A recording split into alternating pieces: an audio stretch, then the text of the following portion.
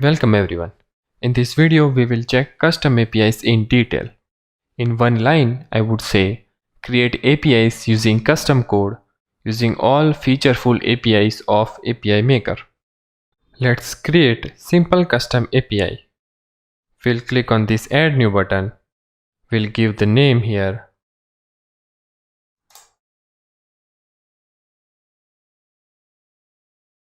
Here we can choose our path.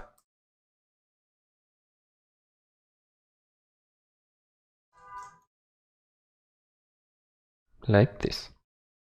We'll save that. So it will show us like this.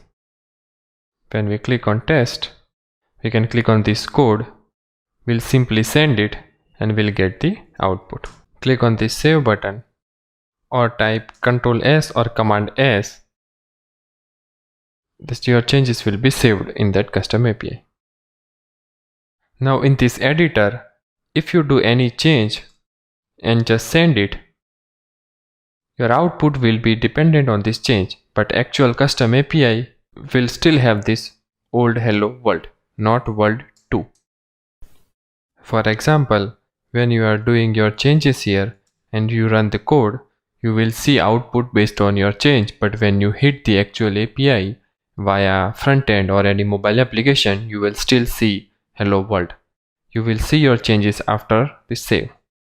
This is very helpful in debugging and fixing critical bugs in our UAT or production environments. There are some key bindings to improve work experience in editor that you can check in right-click context menu. Now let's get some simple data from table. Click on this insert code. Zoom out a bit. Click on examples. We'll get the query for get data. Then click on that. Alt+Shift+F, format the code. MySQL inventory, order, transactions, nothing in find. We'll run that. MySQL 8, we'll run that. We'll return the data.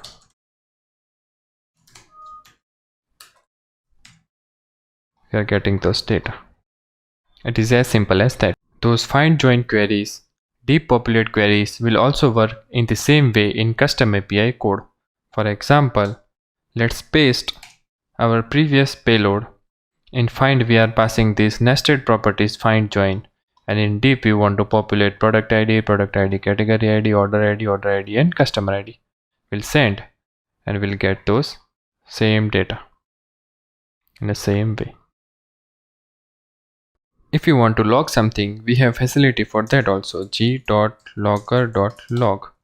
and query in bracket 0, let's say print only first object, and there is a console log. We'll run that. In log, we'll see this object. It is coming from g.logger.log, and from here this object is coming from console.log. From here you can reload console logs and clear also.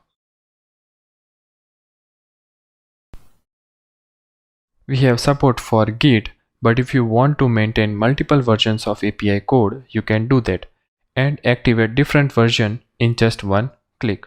For example, here let's create another version and make it active. Save. Now this time we are making it world 2. We'll send it. So we are getting world 2, but in our previous version we have world 1, and if you want to just activate this original world, just click on this make active, and our front end and mobile applications will get output based on this version of the code. But if we want to change to some different version, and if we activate it, they will immediately start getting output based on this code. As simple as that. If you want to access request related things, you can check this g.req. Here you can get body, headers, parameters and query parameters. So let's get the entire request object in return and we'll see that. These are our headers. We don't have any query parameters. This is authorization part, and we don't have anything body. Body we can pass something like this, and in query parameters q1 v1 like this, and we'll get those in payload and we can access them in our code. Very simple. Let's remove query parameters and body. If we want to validate body payload and query parameters, we can do that using this structure of the custom API schema. In a property 1, we'll say type it as a eType as a string, and validations we can say required is equal to true. We'll update it, and when we send here, it will say type is required, please provide one property. If we go to body and when we provide, the error will go. Now understand this, we want to get the one property as a string, but user passed it as a number. But before getting executed this code, we will get the body property value as a string. So basically, API Maker will convert and validate your body payload and query parameters before executing your actual API code. So you don't have to do those conversions and validations in code, so you can keep your code more clean and concise. Custom APIs can have method get, put, post or delete. In this example, we made this get API. To make a get, just need to modify request method based on our needs. To make it public, just make it as a public. So this is our public API as we can see here. Let's take a look how it looks in browser. So we'll open it and we can see this is the table rendered. So first we set the content type as a HTML. After that we got some order transactions from our database. After that we looped through those order transactions and generated HTML content from that. After that we are just returning entire string and placing that HTML content table here, so we can see those in a table. Here we have added some bootstrap library files. This is small CSS for our printing section. This is our print button, and this is the div to render the HTML table. This is script to perform click operation on the button. Now when we perform click operation, it will open the print dialog and we can print those transactions. Now let's go back. Let's modify something to print new. Let's say we'll save it. We'll refresh the page and we can see output immediately. We can create entire websites in custom APIs also. But more specifically, HTML return type can be very useful for some dynamic reporting like this. Here, in HTML table, we need to escape the special characters of the HTML. But for this demo purpose, this is okay for now. Here we can use more powerful template engines like Pug EJS. Let's enable caching for this API. For that, edit the schema and make enable caching to true. Update. And you can see response is now coming from cache. So it will not execute the code every time request comes. It will just return from the cache. Now what if we want to reset the cache automatically when we have changes in these order transactions? So for that, just need to specify things like this. So our instance name is MySQL 8, database name is inventory, and collection name is order transactions. We'll update that. And now when we have any kind of modification in the table of order transaction, caching of this API will be reset automatically. So right now we are getting data from cache. Let's perform some modification here. Now let's go back, and when we hit, first time it will get the fresh data, and after that it will start caching. So on modification it did reset the cache.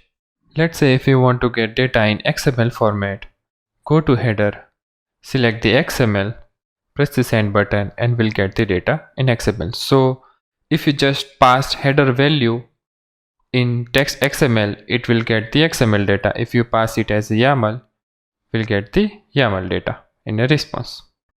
If we select Octet Stream, we can send files from the custom API also.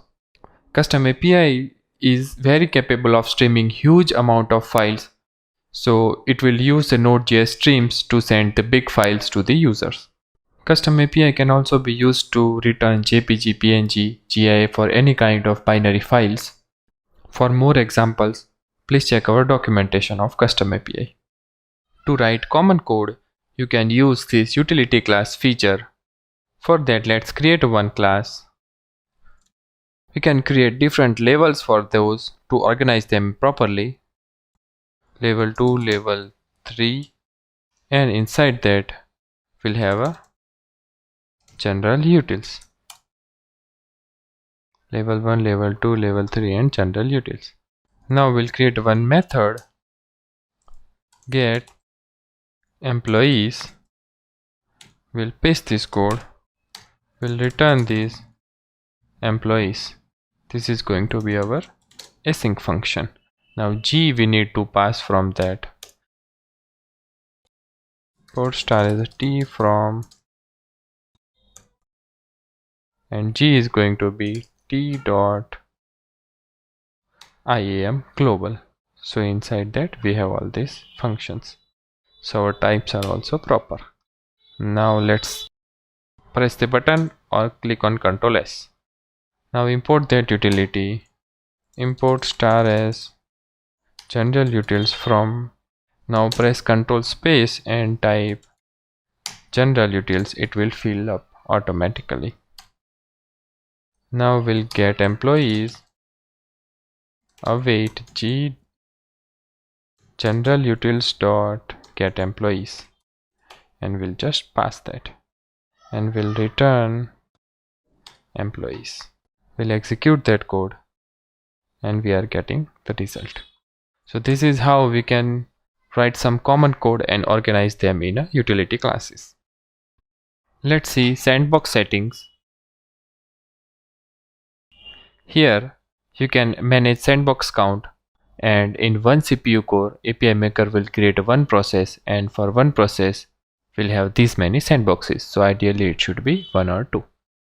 Here you can add any package from npm. Let's say addition.